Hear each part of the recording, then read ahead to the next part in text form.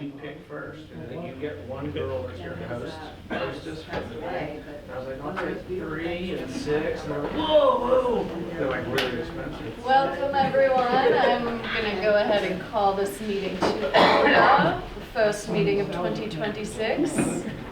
Welcome everyone. Happy New Year. Thank you for being here. My name is Megan. I'm the president of PSA. I've got an awesome board, a lot of people that help make all of this happen. So thank you for that. Thank you to our guest speaker today, Gannet Creative House. We're excited to be with you guys. Anyway, we have Gannet Creative House that I'm going to talk about a couple 2026 PSA initiatives after that, and then we'll network. And really excited. I don't want to take up any more time. I want to ask Kevin to come up. He's kind of our host this evening, was kind enough to bring Gannet to come and talk to us. And you guys have a lot to share that we all have lots of questions for you. So also really quick, want to welcome our friends up in NoCal, North Okaloosa. We've got a whole virtual group of people that are visiting us from the north side of the county. So welcome guys. I'll check in on you and see if you have any questions as we go along. But yep, we'll talk about 2026 upcoming events, weekly member spotlight, membership outreach, and then networking. So yeah, good January meeting to kickstart the new year. New year, new productions, new energy. So yeah, Kevin, come on up and introduce your friends. Hey guys, so recently Gannet was formed, but they've been around for a little bit, and I asked them to come in and talk to you guys about what's been going on and their journey into becoming a production company. Okay. And so Gannet is made up of a trio, and it's Tyler Trent, Sky Bailey, and Sean Murphy. Tyler's from Virginia Beach, and he was a professional wakeboarder at one point. Before getting into the creative field, he's the director of photography for Gannet. How do we say Gannet? Gannet. Gannet. Let's get it together, Kevin. It's a bird, man. Yeah, we'll get into that in a little while. I got Yeah. He's a director of photography. Then Sky Bailey started as a graphic designer, and she also holds 8 spearfishing world records. She is their producer. Sean Murphy is also he's a Fort Walton Beach native, born and raised here. Those are rare. I think Not everybody's raised. You were raised? Born in Ohio. How old I were lived you? in England and Arizona before Air Force. How old were Came you here when you fourth came grade. in? 4th grade? Mm-hmm. All right, so we can Close count that. Normal years, Fuzz yeah. it. Yeah, raised here. And He cut his teeth. He decided to go out in LA as a photographer and cut his teeth out there, which I don't know what it's like now, but I know back then it was pretty brutal trying to make it out in LA. So that's a very interesting story. And he worked with many large brands and celebrities, and he's Gannet's photographer. And if you guys make give him a warm welcome, and if you guys can come up here so we can do a Q&A real quick. So Bailey, can you tell us a little bit about Gannet and how it came to be?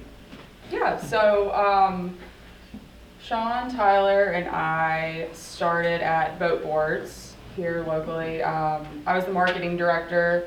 Sean was the photographer. He started at Boat kind of from the inception, and Tyler was our cinematographer there. So we very quickly realized that the 3 of us enjoyed working together. We had the opportunity to travel to some really awesome places creating content for Boat.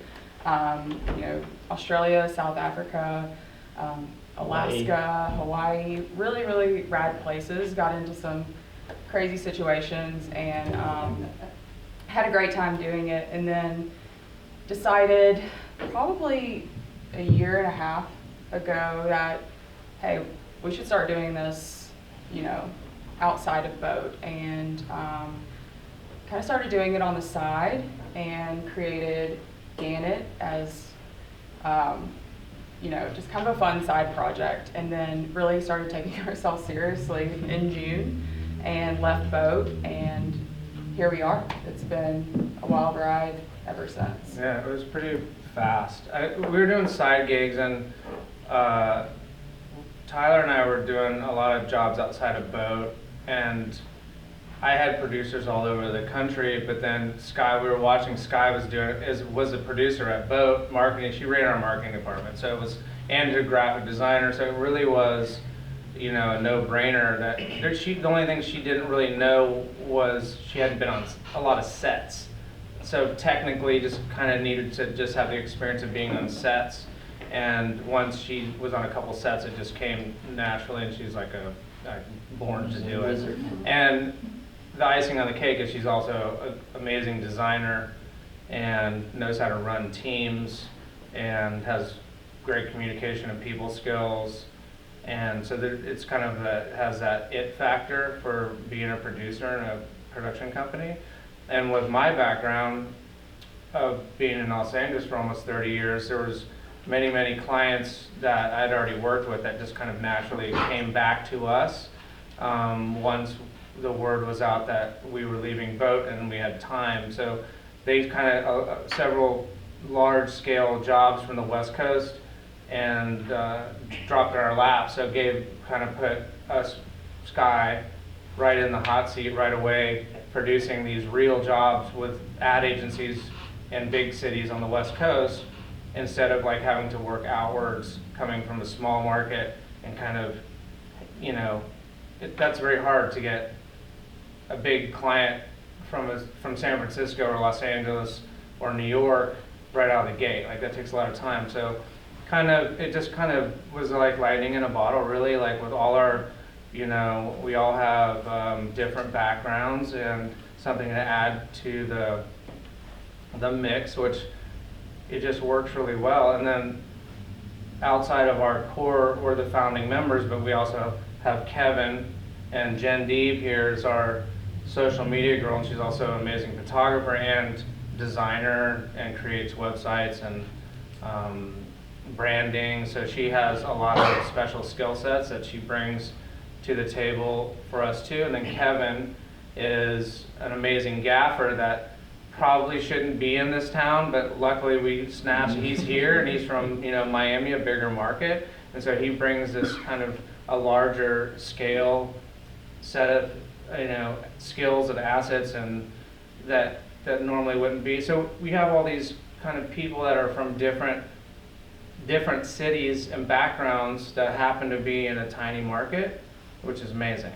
So I think that this is a nice jump to, I will probably jump around a little bit, but we have clients from New York and Los Angeles and Washington, D.C., but one of them was a client of mine from Duncan Shannon.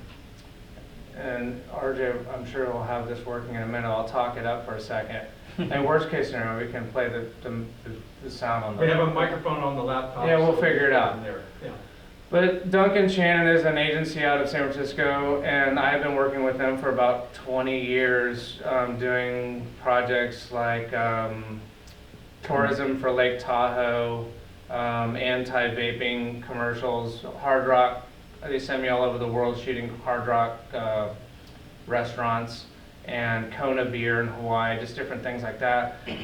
So I left LA and came here, and the word on the street, I guess, was I was caught up in Boat. So once Boat fizzled and went away, they called me in November, and they're like, "Hey man, we have this a pro bono job, and want to see first if you're interested." And it's for a really great cause, and it's a foundation that Kevin Bacon is part of this foundation, and it's for anti-sex trafficking. And so they bring awareness to the world, or really the country, the world, about, you know, keeping kids, young ladies, avoiding the trappings of getting caught up in a lifestyle that you don't want to get caught up in.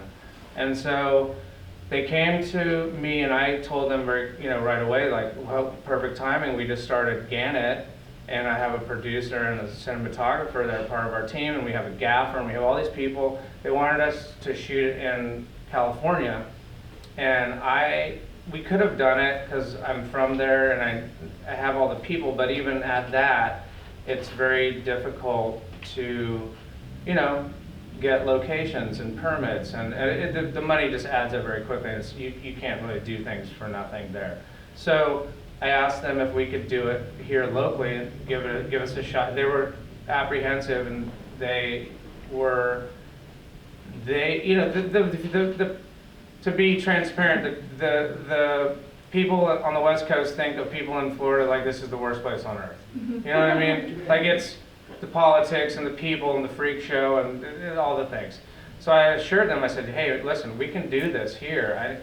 It doesn't look like it's Miami, and we have a great diverse people, and you know, I know a lot of people because I grew up here, and I really believe we can pull this off. And so they gave us a shot. They gave us a shot list of their dream shot list. I'm paraphrasing, but probably what, 10, it was like 10, 15 shots, something like that. And it was a lot. And then we immediately started putting our feelers out and compiling. We did all the shots that they wanted, and then added like another They only 50% wanted- on top. Yeah. They're only hoping for half of it. Half of it, and we gave them like 150% of what they were looking for. And so went to Choctaw High School, was where I went to high school, and the principal was super sweet and gave us access to the high school. Kevin pulled his team together, and we had gaffers and First ACs and sound, you know, the whole thing. Jen D was there. We had local restaurants donating their food for each day of the shooting.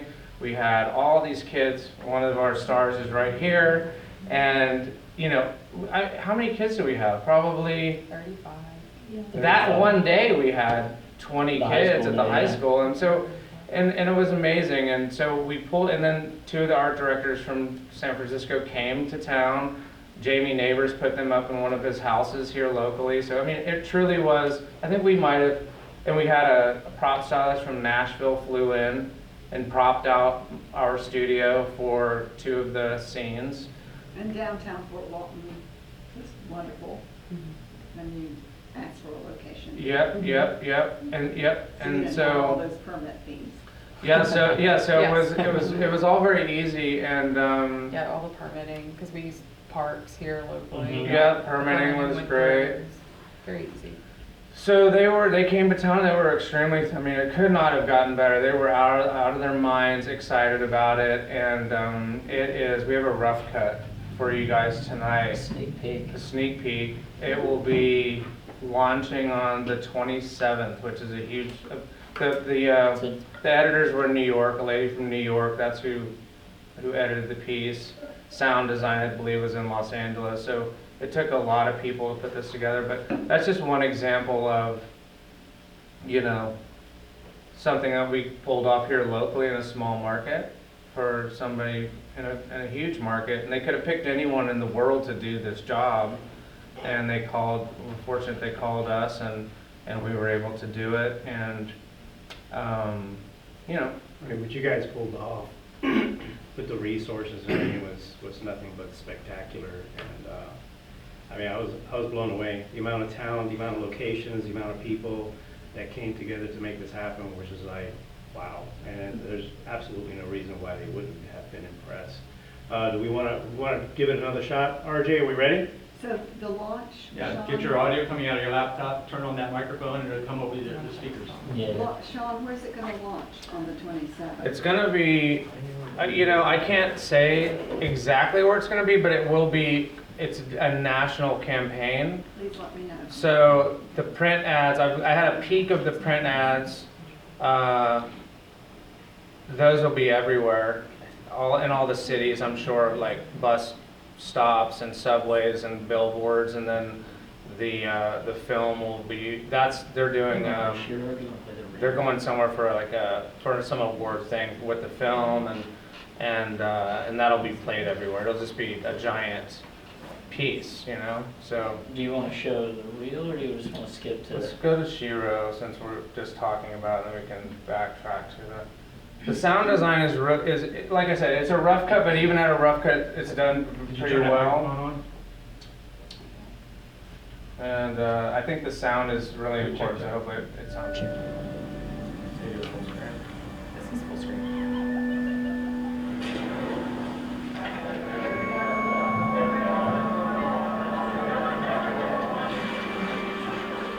In my group, I took the best photos.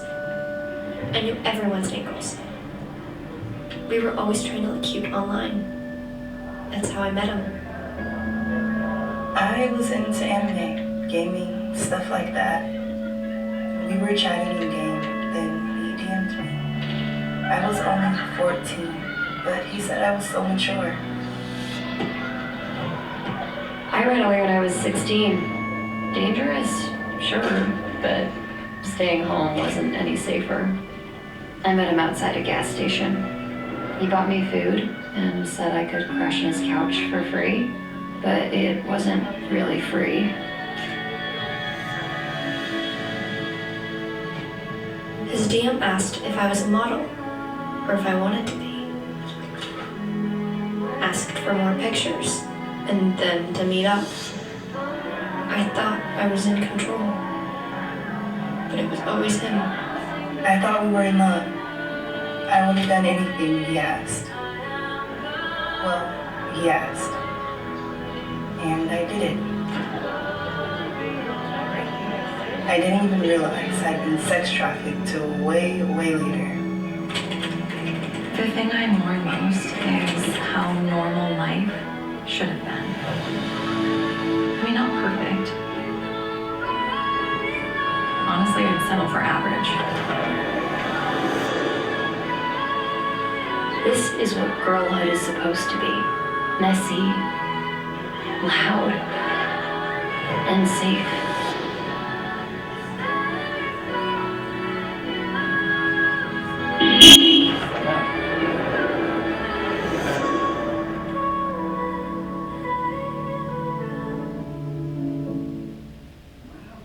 Wow. So that'll be tightened up and out next couple weeks. Yeah. That's It amazing. may change. I don't know. Maybe they're gonna adjust some scenes. I don't really know. But so yeah. So that was one. We also working on a piece. I think it was close to my heart because I grew up in Fort Walton and I really love this town. Our studio is by downtown, and so we had an idea to do, with all the work they're doing downtown with the bridge and all the things, we thought, well, let's just do a piece about downtown Fort Walton specific, because I feel like it's kind of a redheaded stepchild in our area, and people talk a little trash, and it needs a little love, and we love Fort Walton, and so we thought, let's just do a little kind of fluff piece about downtown activity. And we again, we pulled in Kevin and Jen and our team, and Jessica, my wife, and all the people in Fort Walton, and Jamie Neighbors, and Tom Tona that owns the food trucks, and Thick Cookie, and Jake and Henry's, and Dosey's Dock. Did I leave anybody out? We did Dragonfly Yoga. Dragonfly Yoga. This place here. This bar. We That's went there, their Dosey's, yeah, Oh, they yeah. just closed down unfortunately. But yeah, all these places donated, let us come in, we did shoots with them, and that was a few months ago. We're still fine tuning, but we have a pretty nice rough cut. Dan Collins did the voiceover, if any of you guys know Dan, local musician in the area. Yeah, and so we can play that for you right now too, and that will also be slightly zhuzh, but it's pretty close. And so yeah, so that's coming out also this week or next.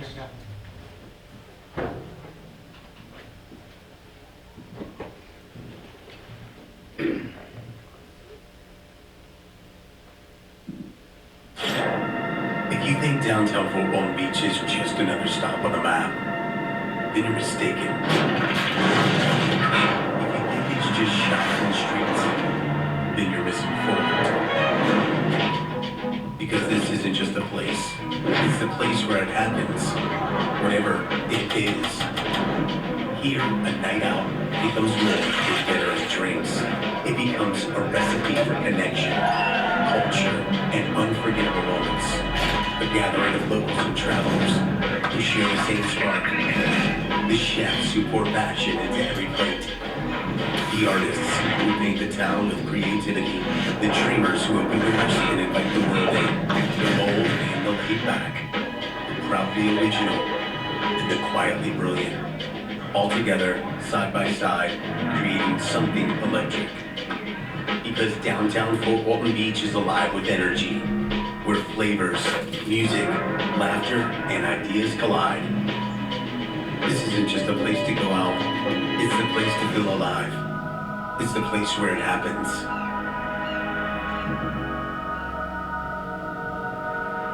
I love that.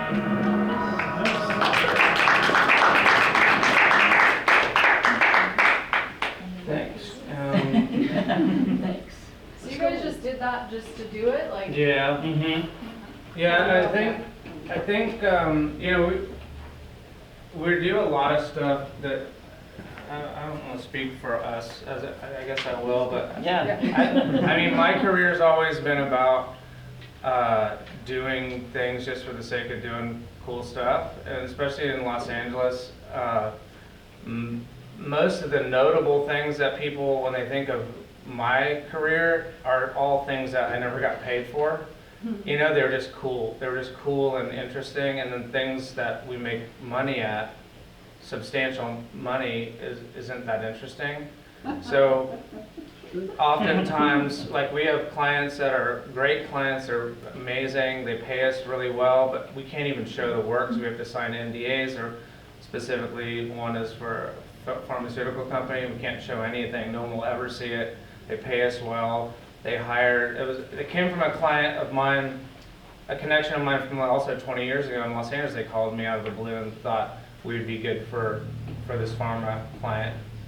But they hire us because they like the cool things that we're doing, even though it has nothing to do with what they're hiring us for, if that makes sense. So I think it's very important to not just do work and show your work that you're getting paid for, because that's just the paycheck. Sometimes you get paid to do something amazing and cool, and that's great, but it's very important to always be shooting interesting, cool things and networking. I think the Fort Walton Beach piece for us was so cool because although we know a lot of people in town, it really gave us the opportunity to spend time with each business and connect with people, and brought the whole community closer. I thought that was really neat. Sky, I'm also one other little bragging thing. I've been shooting the band Weezer for about 25 years, and so I just published this book through Simon & Schuster, and Sky, she designed the whole book. So she designed this whole book, and she's a producer, and so. And it's in Barnes and Noble. Yeah, so I'm super proud of that, and I was really happy about that book because, again, I could have hired anyone in the world to design it. It would have cost the same to get someone from Russia or LA, or didn't matter, but Sky was the best. So another example of, you know, someone that's amazingly talented in our town. So John, is it okay to pass it around? of course, it just came out. So Good Sean, I question. really love that Fort Walton Beach piece because, you know, before COVID, we had, you know, considerable shoots in Fort Walton. And, you know, and when Film Florida came 7 years ago or 8 years ago, not this last time, not last year, but we had Ted, you know, jumped on board, and we had a night in Fort Walton that was just incredible. I mean, I won't go into all the details, but I've always loved the nooks and crannies of Fort Walton and the quaint places in Fort Walton, and I would love to be able to talk to you about using that for Film Florida, some promotion for Fort Walton, because Fort Walton destined. Fort Walton gets lost. So Yeah, I think also one of the ideas that we had behind that is like, let's do something now while we can do what we want, and no one's going to tell us what to do because they're paying us to do it. Yeah. Right. So we can do our take on Fort Walton before all the changes happen, and I'm sure the county or the town will hire who they want to shoot it, and we may or may not be a part of it then, so let's do what we want now. So I'm super proud of that. We all are proud of that. Now, we talked about creative, let's get technical. Okay. And one for Tyler. Yeah. how'd you get into cinematography? Why did you get into cinematography? And how's that journey been all the way up to? It's been a long road. I got into it, as Kevin mentioned, I was wakeboarding. And that sport, you make, the most I ever made was $500 a month. And so I realized, like, there's no money in the sport being touring and competing and everything. So I lived with a bunch of pro riders, and there was like one day a photographer backed out, and I was like, oh, I'll shoot it. I've been shooting. So I started shooting photos and video, and I really liked video. I just liked motion and all that. And submitted a couple photos and did a couple videos, and a couple magazines picked me up, and they were like, oh, like, that's cool. We need somebody to like shoot video and travel and shoot these contests or riders or whatever it was. And so I got on staff with an online magazine, and then it kind of grew from there. And then I lost a little bit of it. I was still in Orlando, and I was just bartending and doing that, and I always kind of hated it. And so I was like, I'm going to do this full time again, and went back, and it was all self-taught. It was all just because I didn't have a plan B. I just knew what I wanted to do, and none of my family has any background in any creative. My dad was a helicopter pilot in the Army, and my mom just had jobs, and so they were just like, oh, I don't know what you're going to do, but you're doing it. And so I just kept figuring it out, and I think a lot of my success has come from just taking every opportunity, whether it was paid or whether it was $100 or whether it was the time I thought $1,000 was mind-blowing. And but it was putting myself in situations to meet somebody, or they would be like, oh, that guy was good, you know, here he is, go do that. And that's kind of how I got connected with Sean, was through somebody who I didn't even know. It was a weird random connection. He was like, you'd be a good fit for this. And then I came down and spent a weekend with him, and I was like, yeah, I'm in. I'll do that. But no, it's just been, I call it like a 10-year overnight success, because it's just taken me, I mean, just doing whatever, scrounging and doing whatever I could for 10 years. And it's about who you know, but I think it's also skill set and looking at things and using your own background to do stuff maybe different than how everybody else might do things. So That's awesome. yeah. Sky, you went from being a graphic designer to, were you marketing director at Boat? Marketing director, yeah. Which is considered an international brand. A lot of people don't know that. They think when they hear Boat, oh, it's homegrown. No, they're an international brand. Going from that to a producer as a freelance production company, tell us a little bit about that journey, and how was it making that transition? Yeah, it was a leap. It was pretty scary. I think, you know, my theme for last year was live in the uncomfortable. I wanted to make decisions in my life that forced me to grow, and do things that were uncomfortable, and that was exactly what happened. So I was, you know, had the opportunity to either, you know, start really dive in headfirst and do this production company, or I could look for marketing director jobs. And my husband was like, you're gonna be a marketing director, like that's your job, right? And I was like, no, I think we're gonna do this, like we're gonna do this. So I did it. We were just like, it might be uncomfortable for a little while, but we're gonna struggle, and we're gonna work hard, and we're gonna do this. And that's what we did. So it was just grinding and working hard.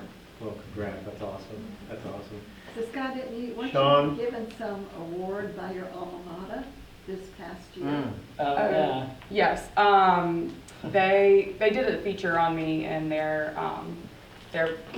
went to the University of Southern Mississippi, and the Alumni Association did a feature on me for Gannet and for my spearfishing, and kind of just showing grit. Their theme was grit and, you know, grit and determination through spearfishing and starting your own business, and kind of no matter what life throws at you, just having grit through it all. The one thing I see about you guys have like a love for the water. You guys all need to be near water, in water. It doesn't matter what it could be a dirty puddle, you're jumping in it. You know? But Sean, one of the things that I know about you is like you're incredibly passionate about photography. Like you take your camera everywhere, and you take pictures of everything. It doesn't matter if it's going out to visit friends, whatever. I see pictures all the time, and they're amazing pictures. You have a great eye.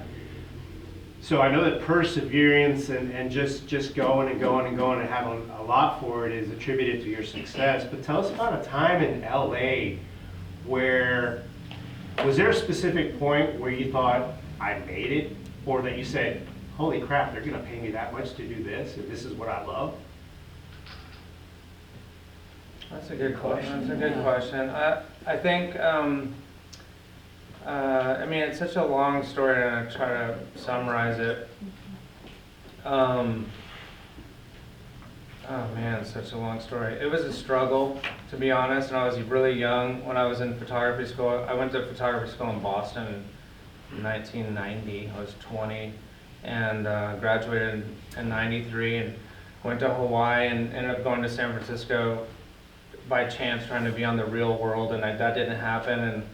And I was just scrounging around and taking pictures, but I was very good at, you know, meeting people on the street or working in a restaurant and shooting bands and all the things, and I just pretended I was going to be somebody even when I wasn't. And I worked at a restaurant at night, and I had a business card in the day, and I ran around saying I was a photographer. And one of my teachers, I'd say this to everyone, was in school, and he yelled at me. I was outside thinking I was cool one day, and he said, listen here, you little shit. Like, if you make it, which you probably won't, because the statistic, like, especially back in the film days, like, it was really challenging to make it, because it's not like today, everyone doesn't have access. You had to go to school, and you had to learn film and technique and chemistry and all the things, and business, and if you wanted to show someone your work, you had to go to them and go, here's my portfolio, and watch them look at it and be critiqued. And so it was very, very hard.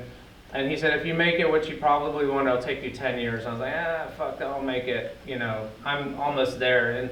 And it took about 10 years. And my big break is a super funny story. I was shooting music and bands and editorial in Los Angeles, which pays nothing, and living in squander and driving a $100 car for many, many years.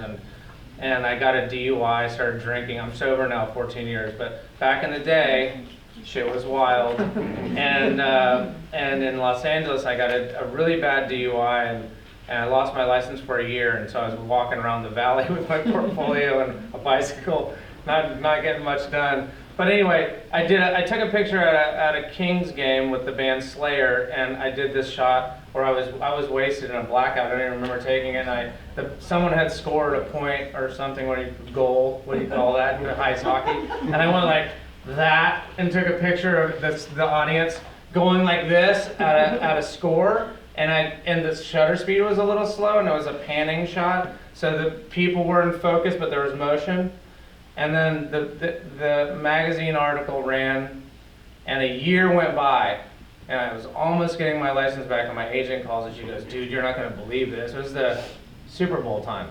And I'd never done a big ad campaign, and only just music. So that transition to editorial to advertising is like everybody's dream. Like, how do I get paid a lot of money? It's very hard. And there was an art director in Austin, Texas, working for one of the big ad agencies there.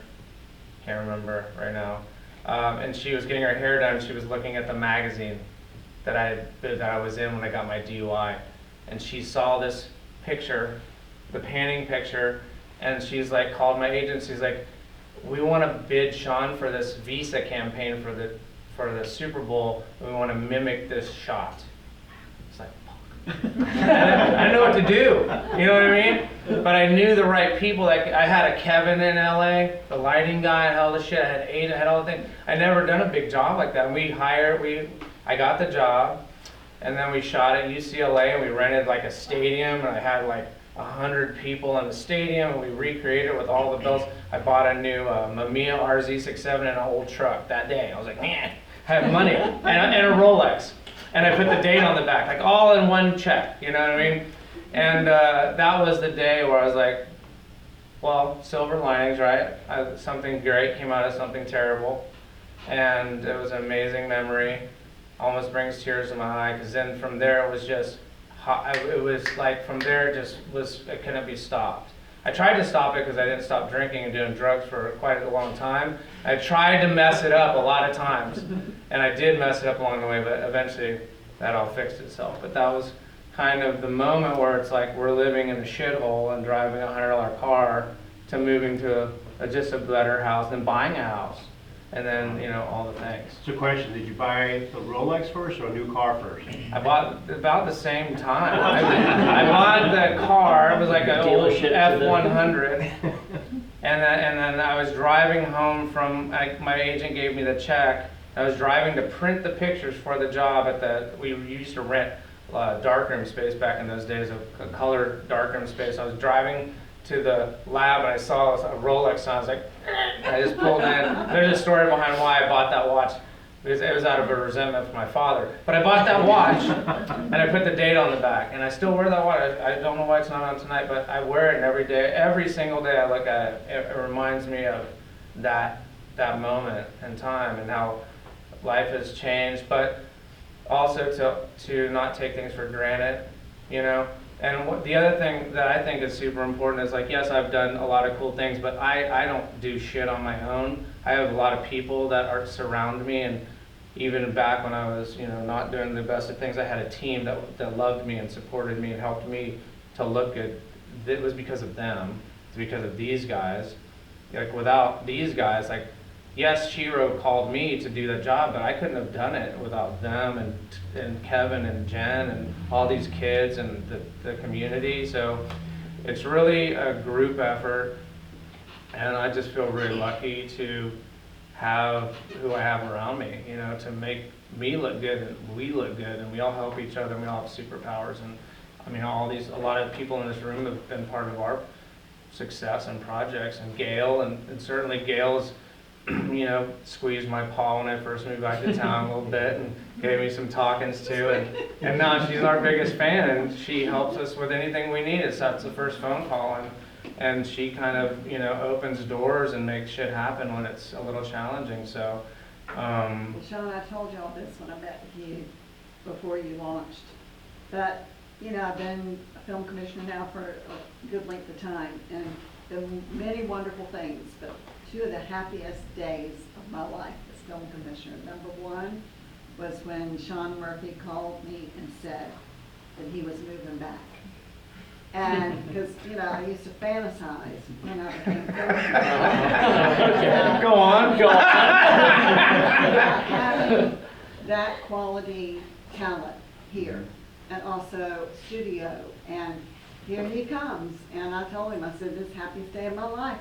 And I was so, you know, just blown away that he was coming back and grateful and felt so lucky. And then the second happiest day was when he called and said, can you sit down and meet with us, because we're going to launch our own production company, Creative House. And I was like, number two, that's the thing I used to say. I said, how come it took you so long? You know what I mean? So yes, I'm your number one fan for sure. Oh, thank you. And you know, also it's like when we were at a job that was super comfortable, I think we got a little kick into this, and it was a little bit uncomfortable, like Sky said, and I was worried. I knew we needed Sky, because that's the hard part, right? The production part. The smart person that can deal with the details and make shit happen. Like, yeah, I can take a great picture, and Tyler can shoot a great video, but without like the person to, you know, put it all to facilitate it. And then we found Jen is a newer friend of mine that came into my life. I don't remember how, but I don't know how we met. But anyway, we met, and I was like, this chick's like a diamond in the rough. She's got all kinds of skill sets that are useful. And so she's graciously just been, you know, putting in sweat equity for us, and you know, helping build our brand, and as Kevin has, and everyone else. And it's really cool, and And now we have we're doing the USS. Can we talk about that? SS United SS States. United. We're doing that for the county. Kevin is our guy on that, and that's going to be super awesome. Yeah, there's a lot of cool stuff. And You guys want to, why don't we show the sizzle reel that you wanted to show? We don't have to. And But, then, I mean, yeah, You're good it's- there? Yeah, it's all, all right, are you guys good with doing like a Q&A real quick? sure. I have a quick question for you. You got a great team. Thank you for setting up shop here. And Sean, you obviously, I've only moved here for 2 years. I used to live in Nashville for 30 years. Mm-hmm. But before that, I was in LA. Yeah. I cut my teeth in the film business. Yeah. We probably were there at the same time and probably have some mutual friends. And that is 96 to 2018 is when I was there. I left in 95. There you go. We just ships in the night. Ships Yeah. in the night. My question is, it's wonderful that your resources and stuff are sort of drawing in like the New York, LA, Miami clients here. And that, I hope that all your contacts and stuff, that just grows for you guys. But do you see any potential in organic growth locally with local businesses reaching out to a company like yours for local commercials or things like that, or I don't know, I mean, like growing the local business from the ground up, like you said, you absolutely hit the nail on the head. It's super hard if you didn't have all your outside contacts to just, we're gonna be a production company. Or Yes. 3 guys wanna make a production company Yes. tomorrow here, and they come out of the high school, Yes. and they don't know anybody outside of here. It's incredibly hard. Mhm. But you're blessed that you have this connection outside for so many years, and you can draw on that Mhm. contacts and all that stuff. But in the long haul, is there any potential for taking your talents and doing local car commercials or dentist commercials or, things like that? Is there any market for that here to grow into that? Or that these local businesses just don't have the budgets or anything for that kind of thing? Or- We do have a few local businesses that we do work for. Harbor Docks is one of our clients, Beach Weekend, Sandestin. Sandestin. We have a few more that, we've been in talks with. I think we enjoy meeting with clients and building brands and content. So I would say it depends on the client and what their needs are versus, I guess it depends on what they're looking for. So we're definitely open to local work, and it really depends on, I guess, how busy we are. We're also looking to, grow our team so that we can take on more local work, and not, because we do have a lot of work outside of the community. So we're looking to bring on more people to our team so we can take on more work in the community. But we also get a lot of inquiry for local work here, and a lot of it unfortunately just gets turned down because we don't have the bandwidth. Right. But I remember 32 years ago, moving from LA to Nashville. And Nashville was just, country music industry the music video industry was just budding right there, it was just growing. But people in LA would be like, oh, where do you live? Nashville? Is that where Elvis lived? Yeah. No, that's Memphis, Yeah. like 2 hours, Yeah. 4 hours away. And Yeah. so the whole concept of people outside of LA, New York, Miami, Fort Walton Beach, like what's in Yeah. Fort Walton Beach, That's what I got 30 years ago in Nashville. Now look at Nashville as a major marketing, media hub kind of thing. It's tough. I think back in those days, it was with technology and COVID and all the people living, it doesn't matter anymore. Yeah. But still, if you say you're from Florida, especially Fort Walton, and somebody maybe doesn't know us or me, and they're just calling, they're like, but very quickly you can have a meeting with them and they can see, Throw them a curveball and tell them you're from Florida, but you're in I think time zone. Right. I think if you're What? from here and you get out of high school and you're starting, I mean, this is controversial, but I'm a big fan of like getting out of this town and then coming back after you go out there, make it or don't make it, and learn a lot, and then bring your skills back to town and then share that with people, because it's very hard to organically get out of high school and get much more than local work. Yeah. If you're from, you know what I mean? You know what In I'm the saying? 80s and 90s, when it was motion picture film, in not only stills, but in motion pictures, Mhm. you had to move to LA. Yes. You came from Omaha, you came from Detroit, you came from everywhere, because if you wanted to work in motion pictures, Yes. you moved as a PA or camera assistant, or you moved to LA for 5 years, 10 years, or whatever. Because Yeah. that was the only training ground. Yeah, that's fair. Yeah, Megan, is anybody moderating to see if Yeah. is there any questions from Crestview? So far, there's not. Are they still awake? Yeah, they're here. Do we have anybody else that wants to ask a question? What's Well, your and next I project? have something to add. Our next project? Hold on, we have one here, Mikhail. She was asking about the next project. Tomorrow we shoot at Sandestin. Next week we're shooting interviews for SS United States. Mhm. When are they gonna drop that in the water? Right now, it's We scheduled. can tell you, but Yeah. then we have to. Right now, it's scheduled for, I think, April, but It's a moving target. yeah, moving. Mona just reminded me of we have another one because we're gonna hire her and Kevin, I believe, and that is, for retirement communities that are in Oh, yeah. Alabama and Northwest Florida, and this guy found me from He was Virginia. Google searching. He was Google searching people in the panhandle, and he said he finally just lucked across my stuff and noticed that I wasn't a wedding or a beach photographer, and so he called me. And like it is a huge job. It's like a huge job. 6-day campaign for several retirement communities, and that's gonna be really cool, so. And you know, it may not feel like it to Ron because he's relatively new here, but over a period of time, we have developed a lot of businesses, you know, that have formed their own production units, like Eglin Federal Credit Union, Chris there.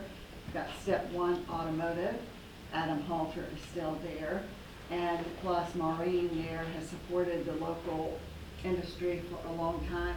You know, Bit Wizard, you know, there's a whole long list. County tourism. Shane has, you know, the law firms that he works for, the Golfarium. There's a lot there that people don't know that's going on. But what I have seen slowly happen is it growing.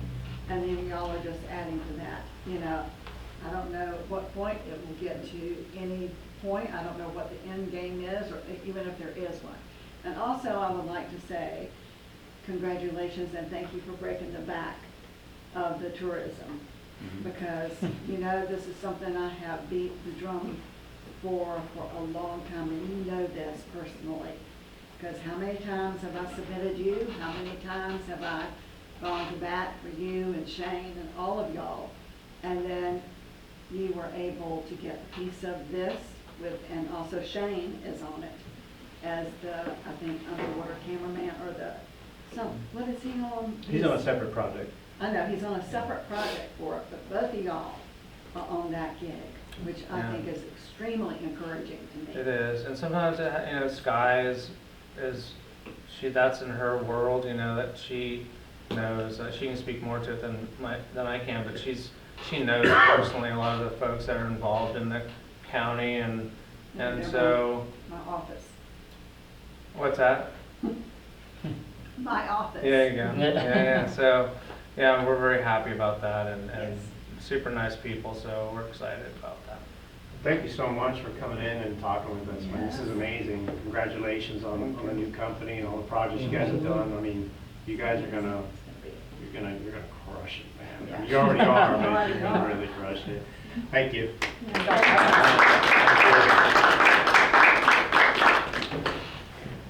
Awesome, yay. So, new year, new production company, and we have a couple new people here that have never been to a PSA meeting, Ron and Nolan. Sorry to call you guys out, but I like to introduce people that have never joined us before. Thank you for coming. Do you want to introduce yourselves really quick and let us know how you heard about the PSA? Yeah, so my name is Nolan Prater. I'm the technical director at Destiny Worship Center in our Navarre campus. I come from a background of productions, mainly in the live production setting, so live lighting, audio, producing, yada, yada, yada. I have a buddy, his name's Nathan Szynski. He actually told me about y'all. Oh, yeah. I'm in the market for looking at some freelance type stuff. Cool. He told me this would be a good place to start and get my name out there. Nice. So yeah, so I got it. Thank you for coming. I'm Ron Hester. I'm his switcher. Yeah, he's my switcher. So he told me about coming out here. And I also own a company called Big Dog Media. We do social media, branding for real estate agents and small business here in Navarre. I'm from Navarre. Okay, cool. So I thought it'd be a good idea to come. Awesome. Well, I'm glad to have you guys. Thank you. Yeah. Yes. And I know, Melissa, I don't think you've been here before, so thank you for joining us. And that's exciting that you were talent in their production. So cool. Yeah, amazing. She was such a star, and yeah, I'm amazed at all these kids. It was crazy. Like, you would think they'd be shy and not get on camera. She was on stage in front of I don't know how many people doing things, and just such a blessing to have them. Yeah. Cool. Good. Thank you. All right, a couple things before we wrap up and get to some networking. I really like this quote, by the way, that's why I put it up here. I don't know who made that, who said that. Yeah, this guy. Nice, I like that, it was from your website. Can you read it? I can't read it. Oh, it says, whether it's a scrappy one-day shoot or a multi-week international production, we flex to fit the job, dial it in, and get it done flawlessly and fast. It's a good snippet. Her nickname is Scary Sky. Yeah. We need that. Yeah. All right, RJ, you can skip to the next. Just wanted to go through a couple 2026 initiatives. So first of all are our events. I mean, we have monthly events. Jess is our event coordinator. So Jess, do you want to let everybody know what's coming down the pike for events? Yeah, so events, we have on our website, you can RSVP already to our February and March events, and those are going to be professional development with RJ in February, and then in March we're going to be having a Sony VP come and speak, so definitely sign up for that.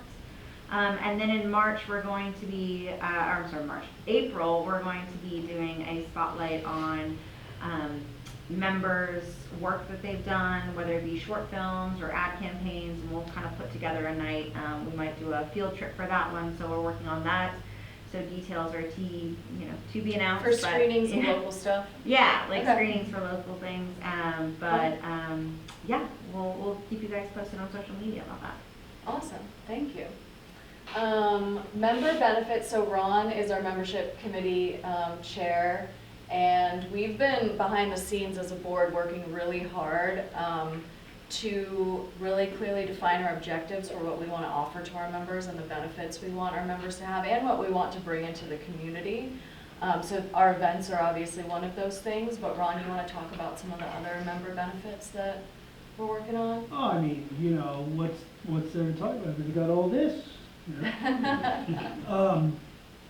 Yeah, we're working on growing the membership and getting the word out to any professional people like us between Pensacola and Panama City, to people that might not know about us, to get them more involved and things like that, and possibly doing some more events and things not in this room and not just telepathically with Crestview, but maybe possibly Pensacola or Santa Rosa Beach area or something like that. Do at least one meeting a year, west or east of here, something like that. Also reaching out to local student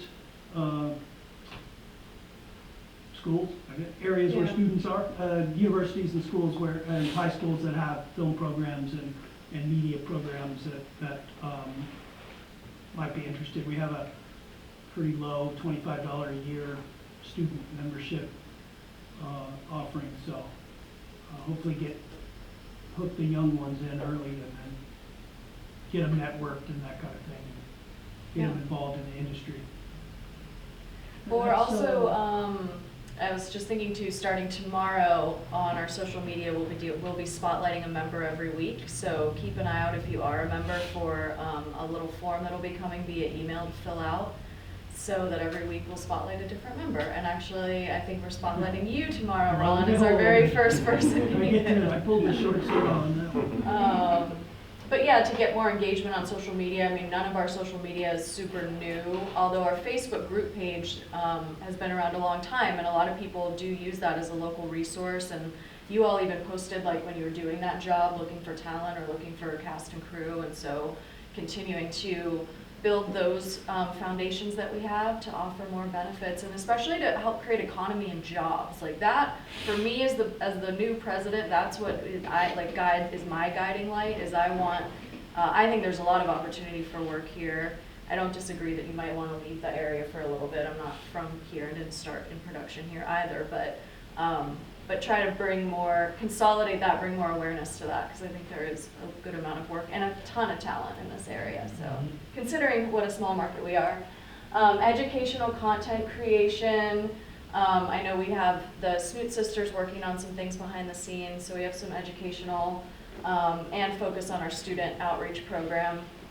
Just an update on that, they did send me a full syllabus. It's all like, it looks amazing. Oh, cool. But they sent it like New Year's Eve.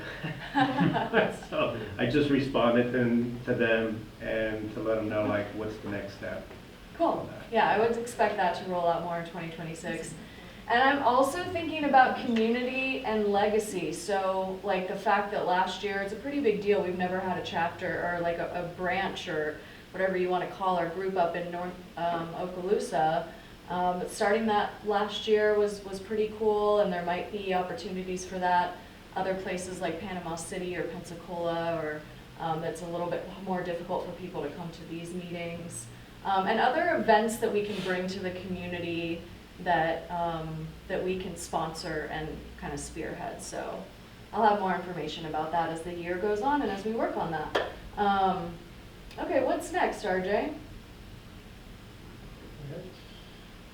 Networking. Oh, okay, so the new one I sent you, so that's not the most up-to-date one, this deck, because the new one I sent you, one of the last, was the winner of the holiday party social media competition. Oh, yeah.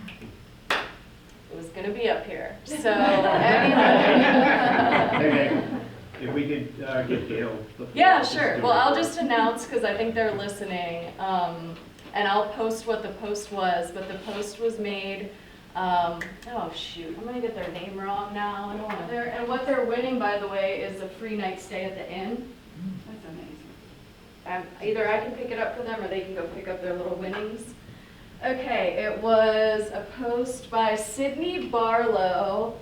It's her and Chip and their baby. Of course, the picture of the baby won, like it's the cutest one. That was the winner. Yeah. But it also had the most amount of engagement. So, Chip and Sydney, congratulations for winning that contest. Oh, there's Chip! Yay! Congratulations! That's awesome. Good job. Say hi to Josh too. Okay, cool. Hey, so since we have you, NoCal, anything else before we log off and go to networking? You guys are good? Thanks for joining us virtually. Okay, they seem good. I got them. Well, thank you again, guys, for coming tonight. We really appreciate it. We can't wait to see what you keep working on, and we'll definitely share. That Fort Walton thing was really cool, so. All right, well, oh, Gail, I'm sorry. By all means. So Happy New Year, everyone. I'm sorry I wasn't able to be at the holiday party. It looked like a lot of fun, and but unfortunately I had the flu and then had to travel for work right on top of it. So over here on the counter, there's some goodies I brought that people can help themselves to that I had intended to take to the party. So there's a lot, not a lot to tell you about, but a little bit. So in December, I went to the Film Florida Quarterly Meeting in Orlando and the Women in Film and TV annual fundraiser called Mingle Mingle. We raise scholarship money. We do it jointly. And, you know, raising scholarship money is very important to us throughout the state. So we had, for those that don't know, Film Florida is our statewide nonprofit that currently is marketing for the entire state since they did away with our state film commission. And we received some funding from the government, from the state this past session to help us do that. So as a result, we've gotten a lot more exposure and will continue to get a lot more exposure. If Film Florida, you can go on the website, filmflorida.org, and if you're not a member, I highly advise that you join. Membership is $75 a year, and you cannot yourself do all the things that Film Florida do. It's impossible. So one of the things that we're going to be doing in the next month or so, a couple of months, we've been working on this for 2 years, so we're launching a Film Florida TV streaming network. It's going to be very, very cool, so keep your eyes open and ears open. And, you know, we have 5 councils and committees, and of course, we do the lobbying for the entire state and legislatively. And we have, our lobbyists are actually the same lobbyists that work for Okaloosa County. I'm very lucky, we're very lucky that that's the case. Because, you know, maybe we wouldn't have been so supported by Okaloosa County for me to be in leadership if it had been somebody else. So they did a report about last year's session, and they were brutally honest and frank about it. That last year, you know, these people have been in the business for a long time, and they're some of the best. They said it was one of the most contentious, bumpiest sessions that they had ever been through, and that's a mouthful because that's what they do. You know, they know that business inside and out. But, and basically when it comes, which started today, our current year's session, they expect it to be a bumpy ride, and their advice was to buckle up, buttercup. So, you know, that doesn't sound very good, but that is the truth. And of course, one of the things at the top of the list is the property tax versus the bed tax issue, which is very critical to us in the state because, you know, there's many different versions of what's going on, but technically the governor wants to take the bed tax dollars and pay people's property taxes. And one of the things that missed by one vote last session was passing that, which would have automatically shut down the TDCs. So in Film Florida, we have representation from, you know, just about every county in the state in some way. But the bigger dues-paying members are, you know, the larger film commissions or the full-service film commissions, whose funding comes from bed tax. So that would essentially just put the nail in Film Florida, because you cannot replace those $5,000 dues and $10,000 dues and things like that. So keep your ears open, you know, and I'll let you know if there's any call to action for us. But basically, Film Florida has pretty much been advised to kind of lay low because, you know, we currently have a governor who is terming out, who doesn't care for our industry, and you know, we don't want to like rattle the tree too much. In fact, we will not be filing a bill this year to, you know, we're going to try to retrieve and get our state film commission back and eventually our incentive, but we're going to have to wait till we have a new governor in there. So in February, there's our next Film Florida quarterly meeting, and it's going to be virtual, so everyone can attend it, and which would be a very, I think, educational activity. Of course, y'all been to some of Film Florida's meeting this past year when we hosted the annual meeting, which everybody still talks about. And then and for me personally, I'll be traveling in February to a conference called Real Screen Summit. It's held in conjunction with NATP, which is the National Association Television Production Executives, but it has more a Latin America slant to it. So I won't be attending NATP. I've known for years, but there's never been really anything that has manifested from it, but I will be attending Real Screen. In March, I'd like to remind you that FSU Film School bought a movie theater in Tallahassee last year. And they're moving part of their film school to this huge movie theater complex.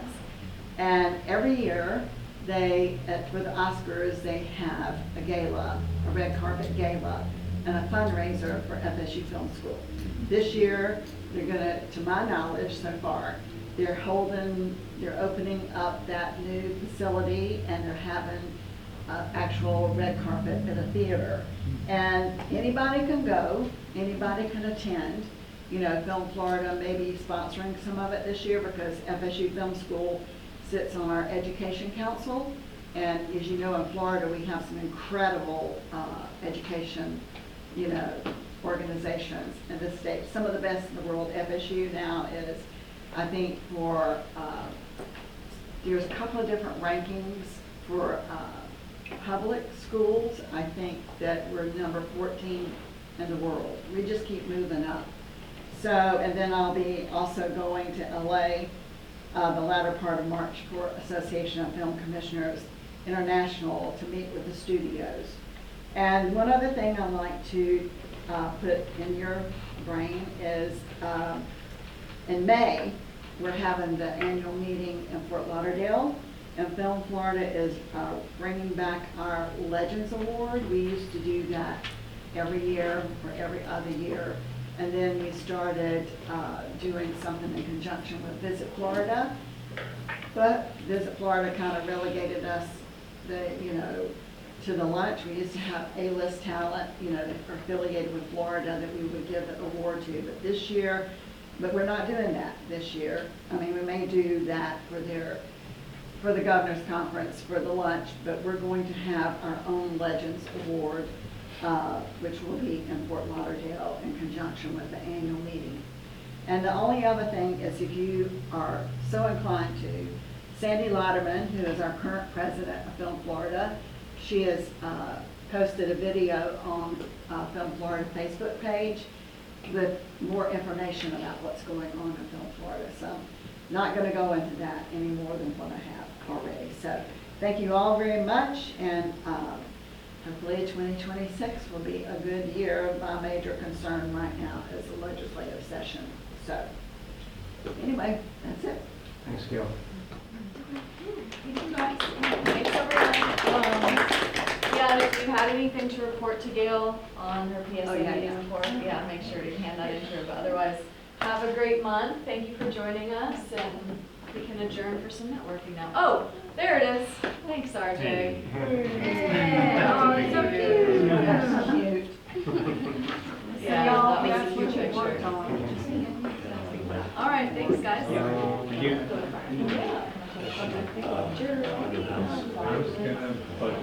What day is what day